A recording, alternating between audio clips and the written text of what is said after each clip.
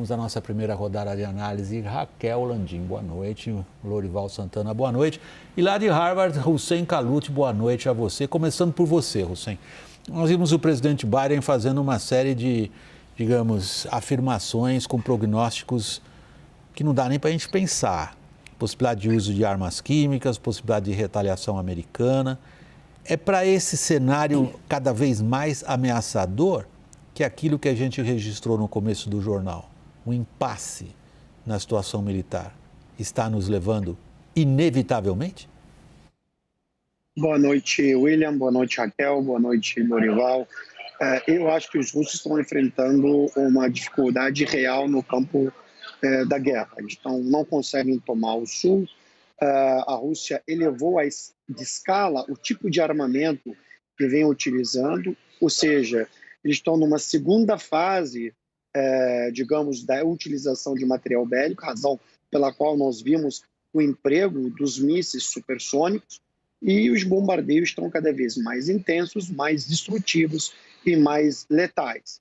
Além disso, nós vemos também os castigos a Kiev, ou seja, eles estão bombardeando cada vez mais áreas muito bem localizadas em torno da capital, com o objetivo de forçar a rendição ucraniana. Me parece que o Putin se colocou numa situação em que ele não tem como recuar e também não consegue avançar para concretizar os seus objetivos políticos e militares. Obrigado por enquanto, Hussein. Lorival, nós estamos baseados para fazer essa afirmação que os russos não conseguem demonstrar nenhum grande ganho nos seus ataques, ao mesmo tempo que os ucranianos não conseguem repelir o invasor, em estudos montados principalmente por think tanks em Washington. Se você se associa também a essa interpretação, ela pode ser biased, ela pode ser enviesada de alguma maneira. Que tipo de cenário político se desenha a partir do impasse militar? Bom, William, eu acho que não existe ainda no horizonte uma solução política, né? O Putin está fazendo a mesma coisa que ele fez na Chechênia e na Síria, que é destruir, né? Na Geórgia, os georgianos entregaram a Abkhazia e a Ossétia do Sul, que eram os objetivos dele, e desistiram de entrar na OTAN. E não tinham muito firme a ideia de entrar na União Europeia, até porque não tinham condições para fazer isso. Então ali se encerraram, ele atingiu os objetivos dele. Até atingir, quando não está atingindo, o que ele faz é destruir. Então ele está destruindo a Ucrânia, né? E acho que ele mesmo se colocou num beco sem saída, porque a reação internacional é fortíssima, diferentemente da Chechênia ou da Síria, né? E eu não consigo ver um desdobramento político nessa questão. Eu vou passar essa questão para o Hussein. Me parece talvez a questão nevrálgica para a gente examinar no momento.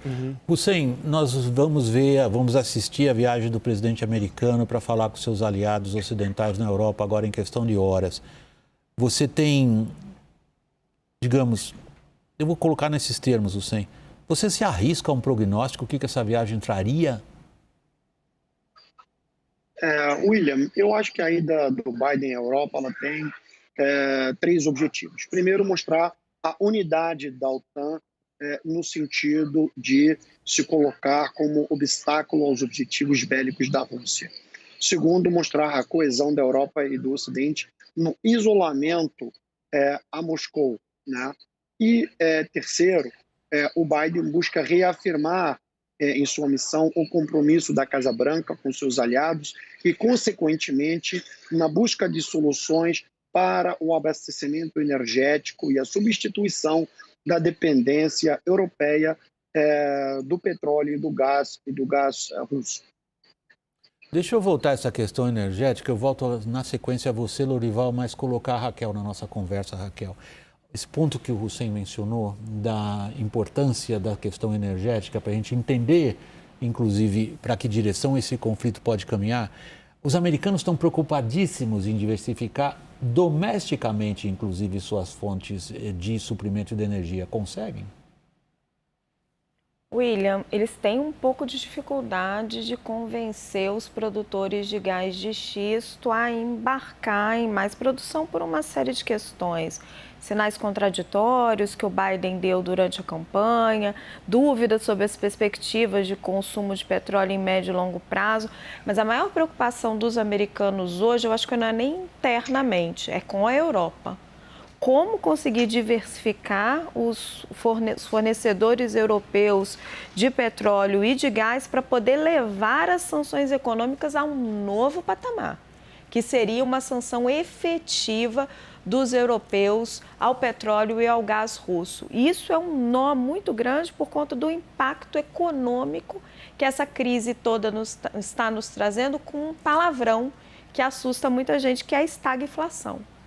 É uma crise estagflacionária. Ou seja, uma inflação alta e crescimento baixo. Inflação alta, viu aumento do preço das commodities e crescimento baixo na medida que você retira a renda das pessoas. E o centro do problema hoje, o continente mais atingido, vai ser a Europa.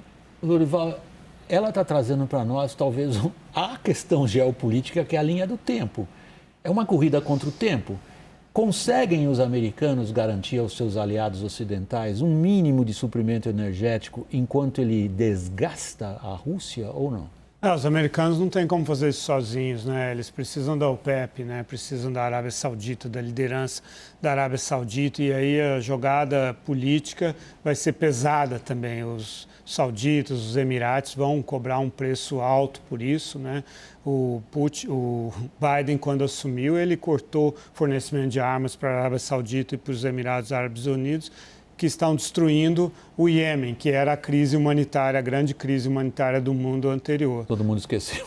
Ninguém fala do Iêmen mais, os Houthis estão ali tomando bombardeio dos sauditas e dos Emirates.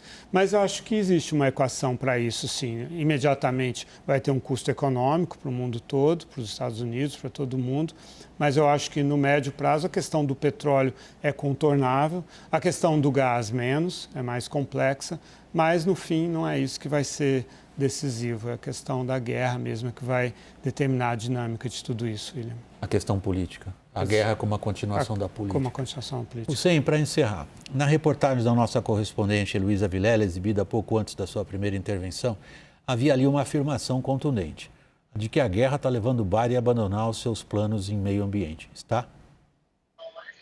Eu acho que está muito cedo para fazer essa avaliação.